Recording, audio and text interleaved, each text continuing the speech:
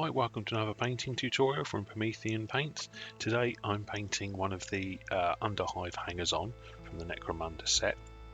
This little guy looks like a bit of a butcher, carrying around some filth in a pot. So what I've done is I've base coated the model and the base in AK Tenebrous Grey. That was just over some Vallejo black primer. And then I've dry brushed the base in just some AK gunmetal, but any dark metal colour like lead belch or anything like that will be fine.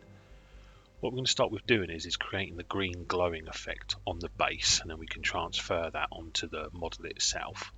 So the first step of this is on these Necromunda base have these little sort of vent holes and stuff. So on the right hand side there, in a pot of contrast medium, is a little sort of white ink mix, which is 1 part Vallejo White Ink, 1 part water and 1 part contrast medium, and I've just made that into a big pot and then just left it in there, so I haven't got to keep mixing it up all the time. But you can just make a little mix in a little dish or whatever you use to sort of mix your paints in. So yeah, it's 1 part water, 1 part contrast medium and 1 part Vallejo White Ink. And what you actually do is you create sort of a white contrast paint which pulls really brightly white in those recessed areas.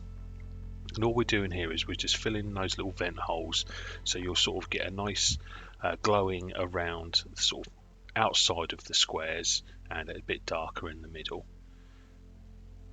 Then once that's dry, it takes about 10-15 minutes, we're just going to use the airbrush and with some Vallejo White Ink into the airbrush, no need to thin it down, and we're just pointing the nozzle in the center of each of those holes and then just doing a couple of sprays so you get a nice little halo effect around each of them. I intensify it around a couple just so it's a little bit brighter on 2 or 3 than it is on the rest. Then I'd add a little couple of sprays over the like rivet holes, so I'm sort of turning into lights. So a couple of seconds just to do that, and then we're going to grab some AK Fluorescent Green, again through the airbrush, a little bit of water in there to mix it, just like a brush full of water, and then just carefully spray over the white that you've just sprayed with the fluorescent green, and we've got the basis of our glowing green effect on the base.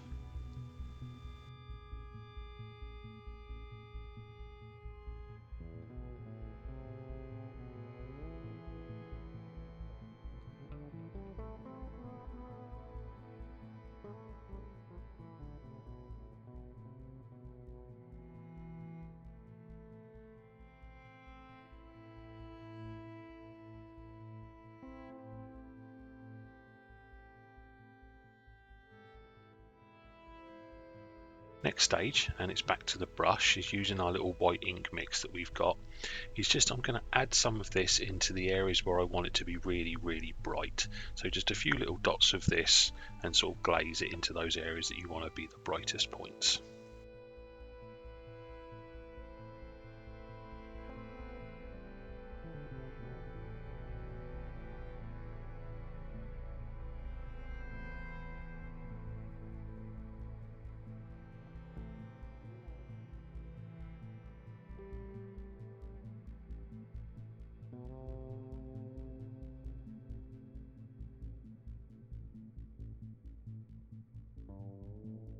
And you've got to give it a good 10-15 minutes to dry. Then grab some AK Fluorescent Yellow, and just over those white areas just paint your fluorescent yellow over the top, and what that will do is that will really intensify your green glow and give you a nice radiating effect from the bright yellow out to that green.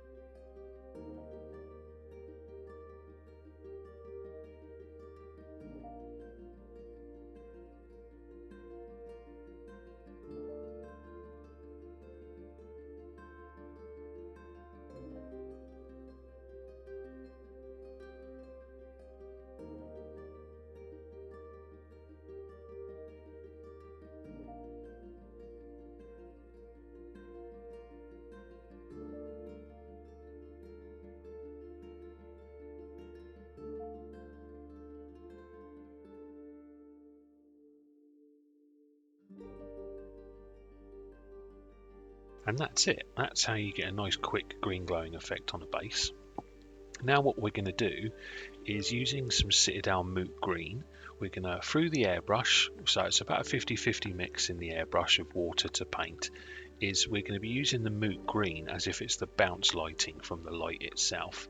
So holding the model sort of pointing away from us and the airbrush pointing upwards, we're just catching those bottom edges with the Moot Green of where the glowing effect was going to be, trying to leave areas that wouldn't have been bouncing back that green nice and dark. If there's a metallic area, then obviously spraying that, because metals bounce back light better than sort of cloth or materials. And here you can add as much or as little as you want, but try and make sure that you don't add any into areas that would be dark. So for instance, like at the above on his head, or anywhere above where there's already been sort of his arm is over the top of, it wouldn't bounce that green light. So just keep those dark. And if you want it brighter, just add a few more squirts onto this. Now there's another way of doing this. You could also paint your model first and then add this effect on afterwards, and for a lot of my models I do that, but people have been asking for me to show it the other way around, where you can start adding your effects first, which creates your bright points, and then layer painting over the top, so that you blend then from the glowing colours into the other colours. So yeah, either way you can do this. Neither way is as quick as the other. I mean, you could fully paint the model and then spray over it with green, and you've wasted a lot of time and effort painting details that you're just going to create as a glowing effect. Once that's done, I then stick the model onto the base on the sort of areas that I know I want the glowing to be coming from.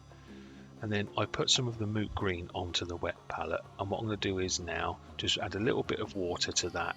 I'm just going to intensify some of those areas that were green by adding it with the brush. So I'll use the Raphael 8404 series. This is a size 0. I find these have really good points and they last quite a long time. This one's just starting to go a little bit, not as sharp a point as you could have. But this is really sort of edge highlighting where your glowing effects are going to be, just to intensify in the areas where you want that green to be really bright, especially on those metallic areas that would really shine.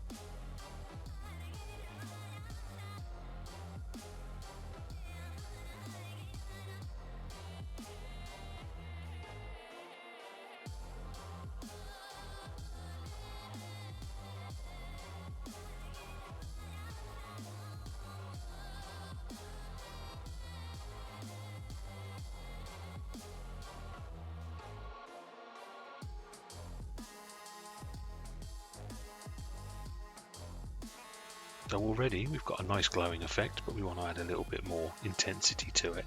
So just grab some white. I use AK Intense White. I find it's a nice stable white colour. It's good straight out of the pot. It's great with a little bit of water. It doesn't go chalky. It holds together quite well. And all I'm going to do here is where I want it to be really, really bright, and where we're going to add some more fluorescent paint over the top, I just add a few little lines and dots like a mini edge highlight on those areas, especially on those metallic areas.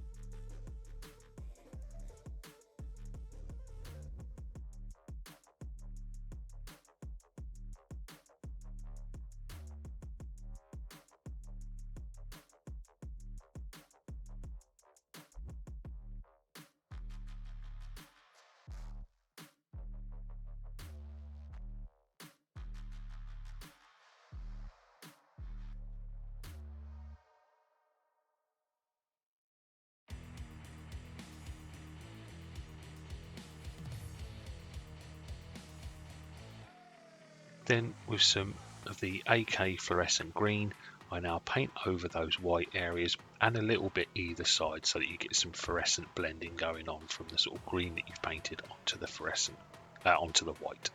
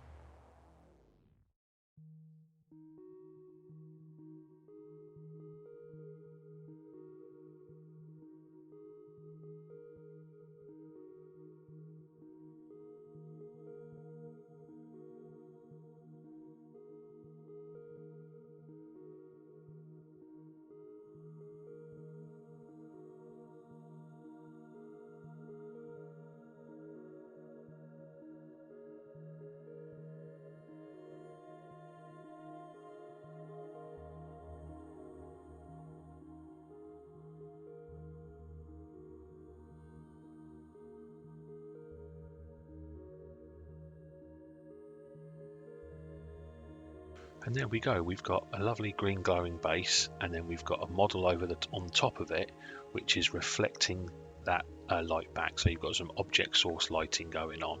So if you'd have done that, if you'd have painted your model first and then sprayed it and done this, you'd be done by now. You just need to make sure that your brightest highlights on the model aren't brighter than your glowing effects, otherwise it sort of detracts from it. Now I'm going to be doing a sort of pinkish red glow. And for this, I start with a base coat of AK Magenta. So I just fill in all those areas that I want to be glowing that pinky red colour with the magenta.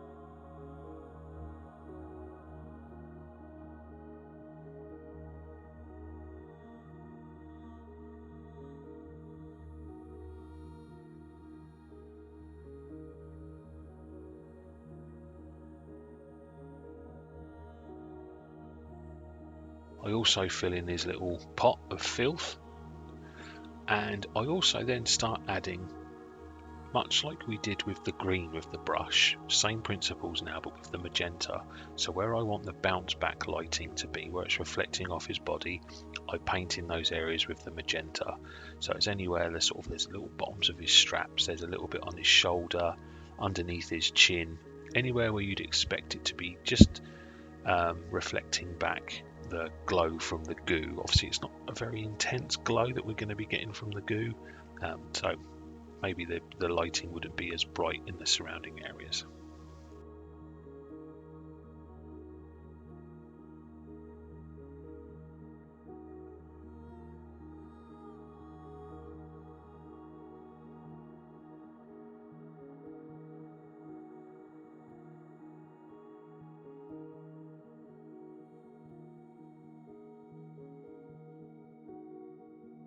And then once that's dried, I then use the white ink mix that we've previously used just to fill in the areas where I want it to be really bright. So you can see I was dragging the brush downwards there, I wasn't able to capture it. We had a failure on the video card as I was recording, but it was just pulling the paint down so that it was pooling in the areas where you want it to be most brightest, the same what we were doing with the green earlier.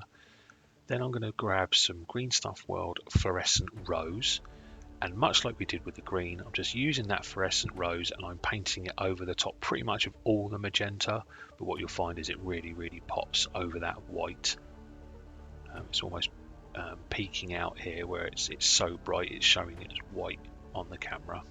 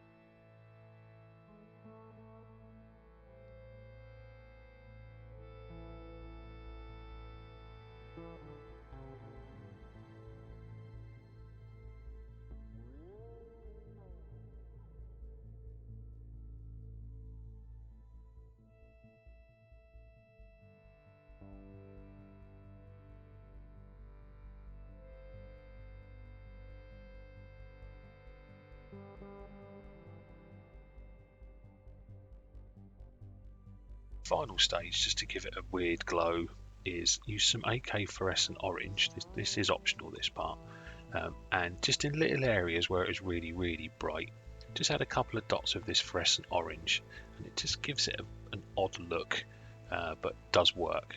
From this fluorescent pink to fluorescent orange, it just gives it a sort of weird glow, and it does work. Okay, this is optional. You could just leave it at the fluorescent pink stage with that fluorescent rose.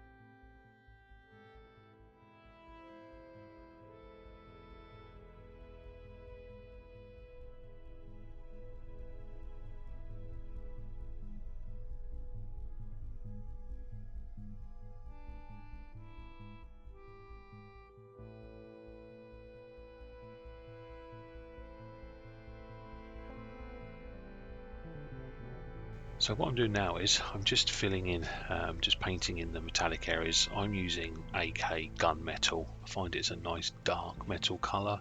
Has a hint of blue to it, gives a sort of grimy type look, especially when you're dry brushing it on.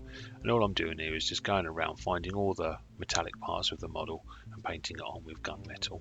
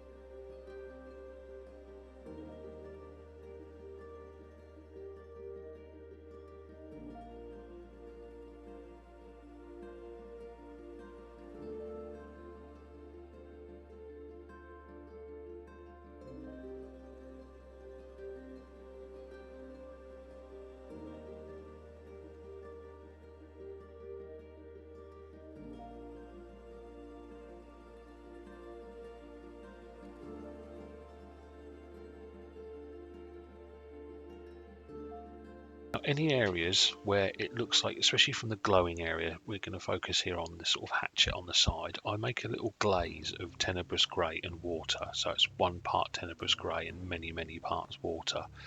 And what I'm doing here is just glazing, moving the paint, so where the paintbrush leaves the model is where the most brush paint will be left. I'm just using it so that I blend from that green glow we've got towards the edge of the blade, so we get a nice transition from the green over to the dark colour. And the same down here, so I'm pushing the paint upwards so that it's coming away from the glow. The other reason for doing this is where your glowing effect is finishing, that bounce back lighting is finishing, you would have a natural shadow between that and your next colour. So with that, we're using this Tenebrous Grey just to show that there is a sort of break in light between the glowing and then your colour above it. If you were to go from that bright green to another straight highlight, it would be odd, because that's showing then that the light is reflecting off of it, but the green light might be a bit too bright, so it should be green. So having that line of shadow just helps with your transitions from your green glowing effects to the natural colours that we're going to be painting him with. Again, if you were to paint this the other way around, you don't necessarily have to worry about that step, but you may have to do it if you've added highlights to areas and then you've gone in with your airbrush and then you've got 2 highlights right next to each other of different colours. It might look quite odd.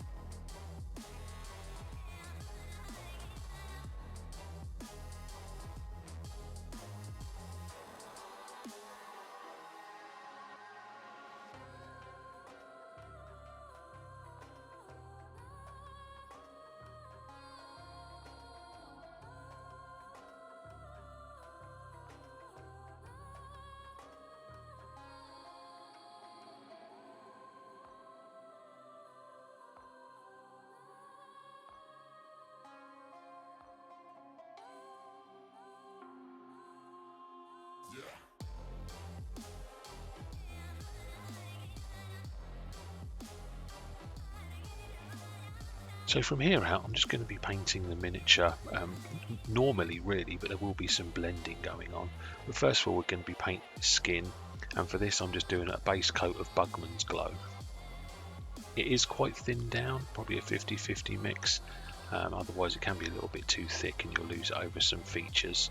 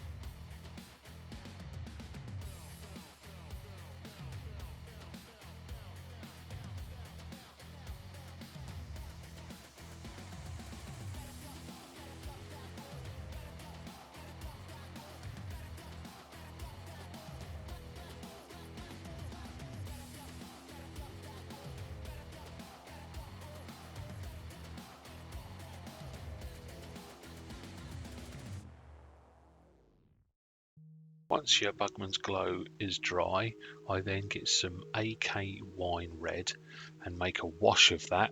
So it's 1 part paint to about up to 10 parts water. It really needs to be thinned down quite heavily.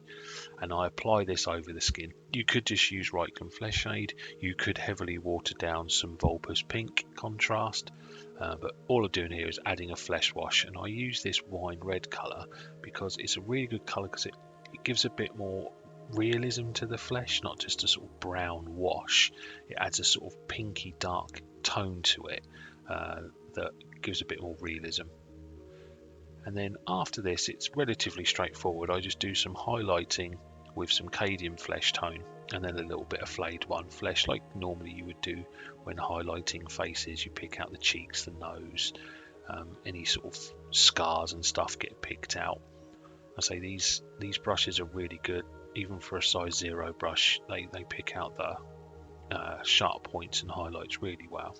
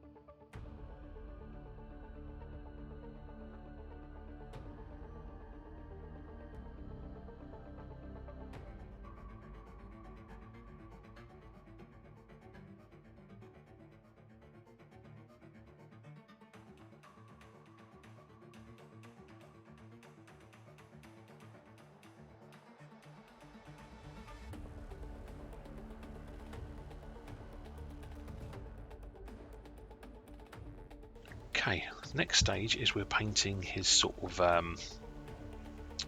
apron, and for this I'm going to be using AK Cork, and I've watered it down. Probably it's a 50-50 I would say, and the reason for doing this is I need to be glazing it from that green glowing effect up to the pure colour. So having this 50-50 mix allows us to easily do that. So what I'm actually going to be doing here is I'm painting the apron with this cork watered down, but I'm only painting ever so slightly up to where the green starts fading away, leaving a dark patch in between. And then what we're going to be doing is using that Tenebrous Grey wash again to glaze the two effects together, leaving a nice transition from the green glow to the colour of the tabard. So I'm just applying this. I do apply a couple of coats, but where they're thin, I'm just trying to leave it so that you get a slight transition from that sort of dark shadow line that we've got up to the pure cork colour.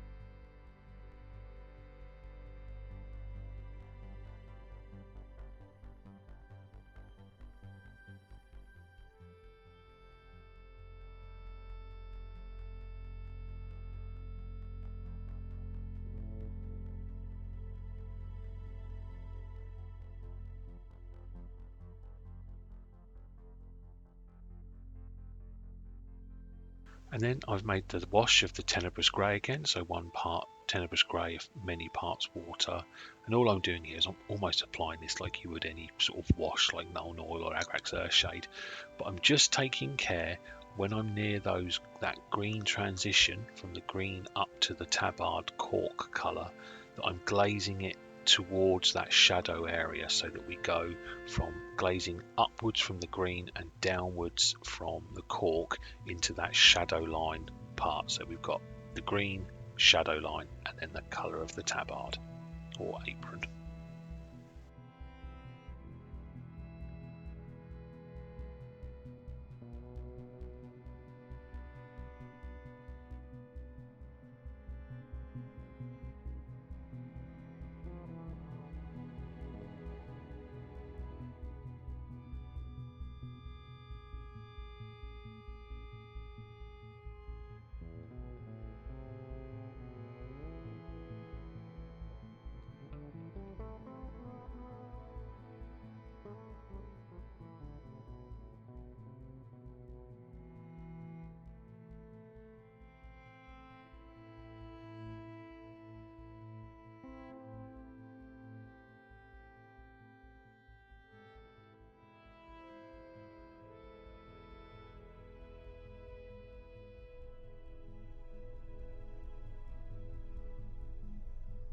Then we're gonna, once you're happy with your transitions, we're just gonna apply a couple of highlights. And the first highlight is with AK Light Earth, just picking out some scrapes and scratches and any sort of ridged areas.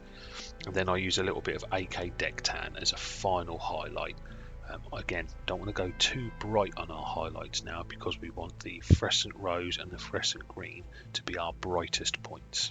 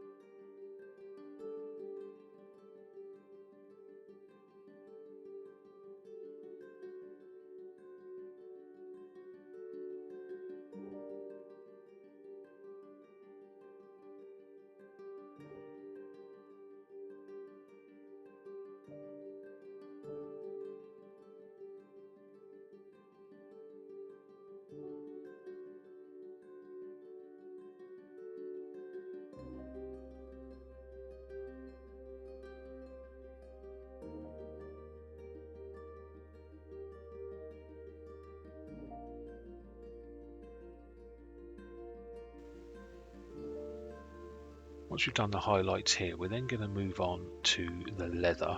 There is quite a lot of leather straps on this guy, and the sort of tree area as well, the sort of tree branches that he's got, bits of wood that's everything's hooked from. Using three colours, which is AK Grim Brown, AK Leather Brown and AK Saddle Brown. They're both very dark, they're all reddish brownish type colours, so like Rhinox Hides, Mornfang Brown, from the Citadel range.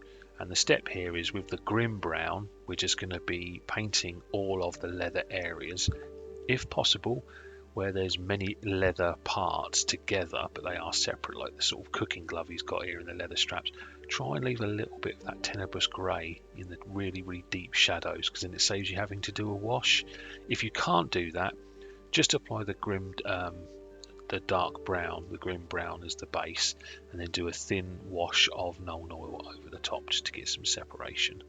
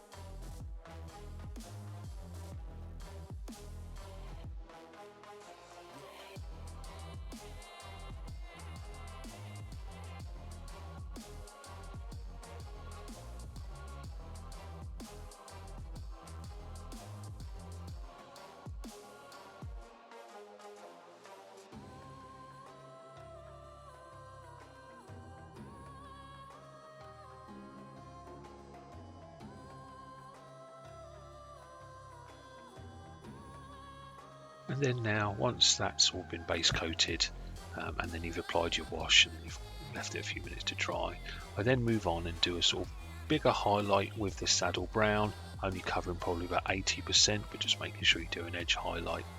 And then finally I do a sort of highlight with the saddle brown, picking out any of the edges and a few scrapes and scratches here and there.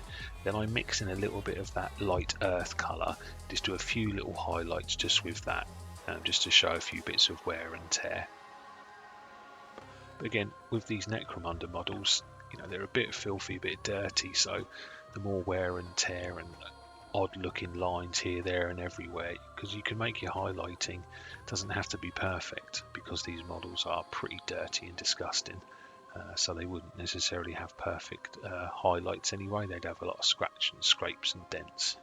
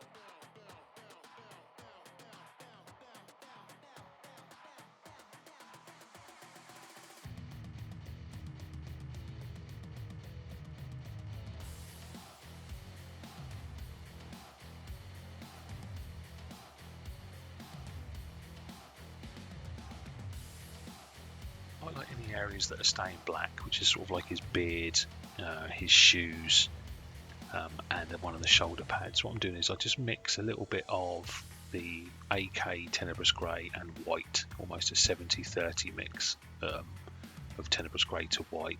Then I just add a few highlights on the beard, and then a few highlights around his sort of boots and that. I then add a little bit more white, so you probably get about a 50-50 mix, and just do a final edge highlight of some areas with that mix. But you could use colours like Ash and Grey, just mixed in with a little bit of black or a little bit of extra white, just to get your black, grey, white highlights.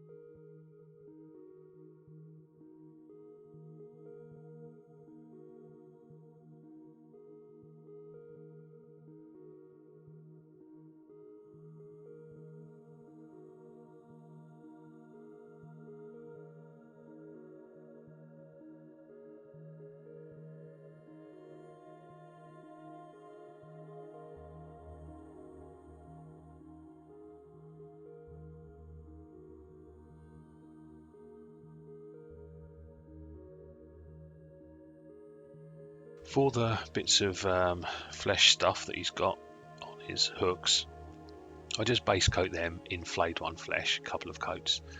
I then use contrast paint, Volupus Pink.